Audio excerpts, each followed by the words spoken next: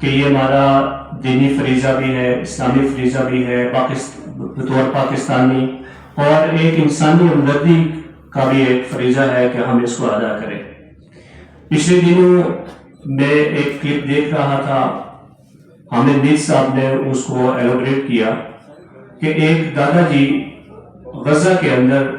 اپنے بچوں کی، پوتوں پوتیوں کی، ان لاشوں کے اوپر بیٹھے ہوئے ان سے مخاطب ہے اور ان سے کہہ رہے ہیں کہ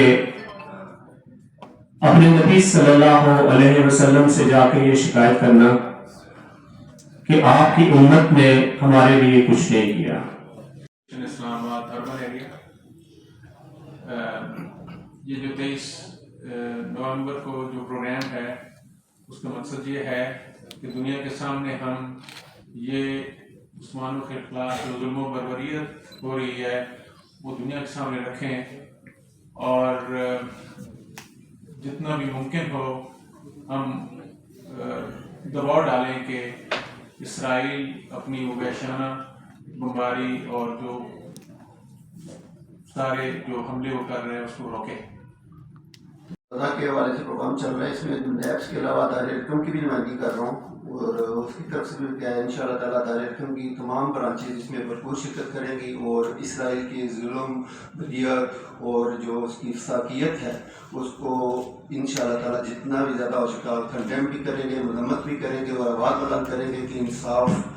جو صرف یہ یورپ بات کرتا ہے جانوروں کے حقوق کی، ہم ہیومن رائٹس کی بات کرتے ہیں کہ پہلے ہیومن رائٹس تو پورے کر لیں پھر جانوروں کی بات کریں۔ انشاءاللہ تعالیٰ اس میں تمام ہمارے جو ہم ایپس کے ممبرانس ہیں، اسکولس ہیں، وہ بھی شرکت کریں گے، اور دارالحکومت اسکولس کے بھی جتنے بھی یہاں پہ کیمپسز ہیں وہ اس میں بھرپور شرکت کریں گے، اور اس کے ساتھ تمام پرائیویٹ اسکول ایسوسیشن کے ساتھ مل کر انشاءاللہ اس پروگرام کو کامیاب بنائیں گے۔ بہت شکریہ۔ کہنا چاہوں گا کہ جو موجودہ افسوسناک ترین صورتحال ہے دنیا میں بلکہ تاریخ انسانیت میں اس چیز کی کوئی مثال نہیں ملتی کہ بچوں کے اوپر، خواتین کے اوپر، بزرگوں کے اوپر وحشیانہ بمباری کی جائے، اور چھوٹے چھوٹے بچوں کو اس قدر شہید کر دیا گیا کہ آئندہ نسلوں کے پروان چڑھنے کا خدشہ پیدا ہو گیا ہے۔ ان حالات میں جب دنیا اسرائیل کے ساتھ کھڑی ہے تو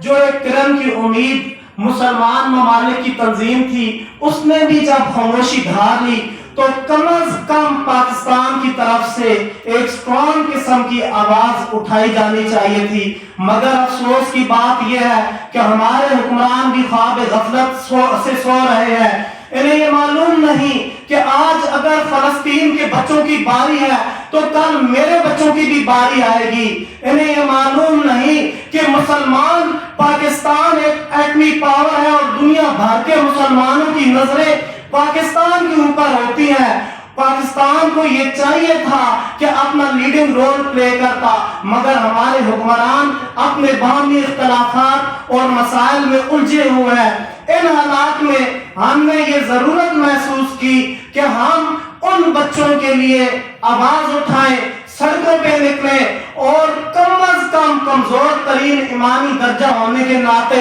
ہم بچوں کا ایک مارچ کریں اور دنیا کو یہ بتائیں کہ کون سا مذہب، کون سا علاقہ، کون سی تہذیب یہ اجازت دیتی ہے کہ آپ بچوں کو اس قدر شہید کریں۔ آپ میں اپنے تمام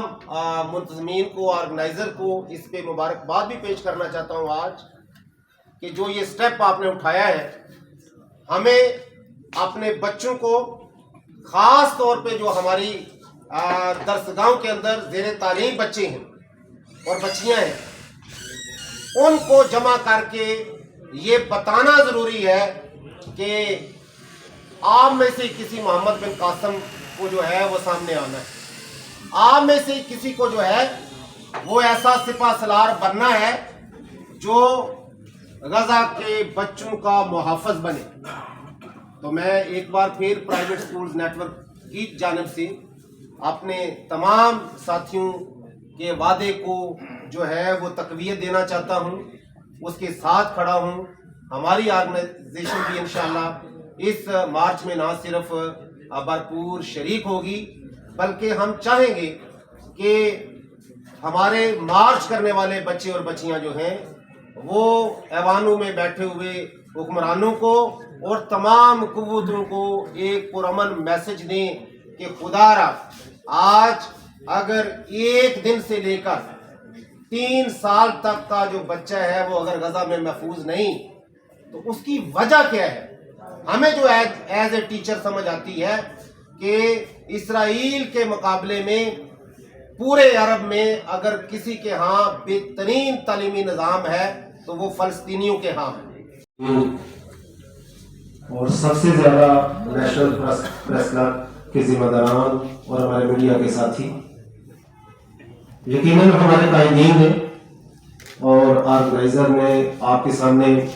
جو 23 نومبر کو فیصل مسجد میں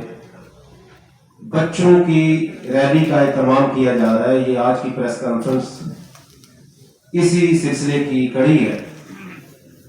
تو ہم میڈیا کی وساطت سے دارالحکومت کے ذمہ داران کو، پاکستان کی تمام قوتوں کو اور مسلم امہ کو یہ ایک پولائٹ میسج دینا چاہتے ہیں کہ 7 اکتوبر سے لے کر آج 17 نومبر تک دنیا کا کوئی ایسا خطہ، دنیا کی کوئی ایسی مملکت ہمیں نظر نہیں آئی گلوب کے اوپر کہ جس کے ہاں غزہ کے اوپر جو ظلم ہو رہا ہے اس کی نشاندہی نہ کی گئی. میں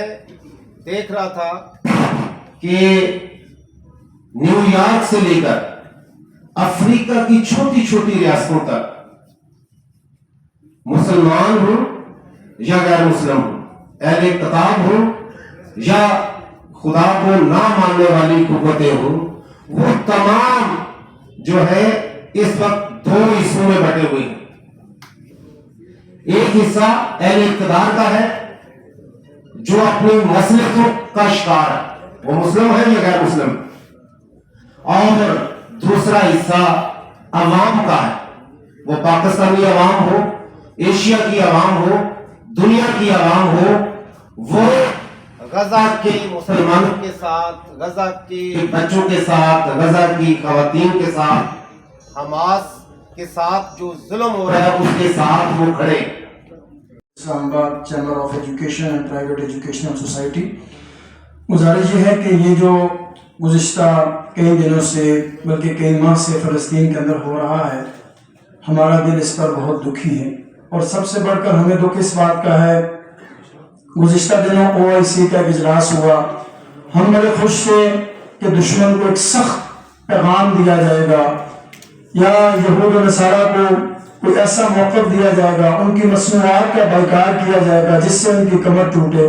لیکن ایسا نہیں ہو سکا. یہ بدقسمتی ہے کہ آج ہمارے حکمران ان کے کانوں پہ جھونک نہیں رینگ لی. تو میں یہ سمجھتا ہوں کہ جو پرائیویٹ اسکول اسلام آباد، راولپنڈی، جتنے تعلیمی اداروں میں، اور تو ہم کچھ کر نہیں سکتے، جو ہو سکا پچھلے دنوں ہمارے کچھ تعلیمی اداروں میں کیمپ بھی لگے جہاں پہ ان بچوں کے لیے امدادی سامان اکٹھا کیا گیا. ہم یہ کر سکتے ہیں، اور انشاءاللہ یہ جو ایک مارچ رکھا گیا ہے جس کو غزہ مارچ کا نام دیا گیا ہے، اس میں ہم بھرپور شرکت کریں گے، اور یہ شرکت کرنا یہ ہم پر انشاءاللہ تعالی جہاں پرائیویٹ سکولز اور سرکاری سکولز کے بچے بہت بڑی تعداد میں نکلیں گے اور دنیا بھر میں بہت اچھا پیغام دینے جا رہے ہیں، وہاں دینی مدارس کے طلبہ بھی پیچھے نہیں ہوں گے، اور ہزاروں کی تعداد میں بلا تفریق مسلک دینی مدارس کے طلبہ انشاءاللہ تعالی اس بچوں کے غزہ مارچ میں شریک ہوں گے.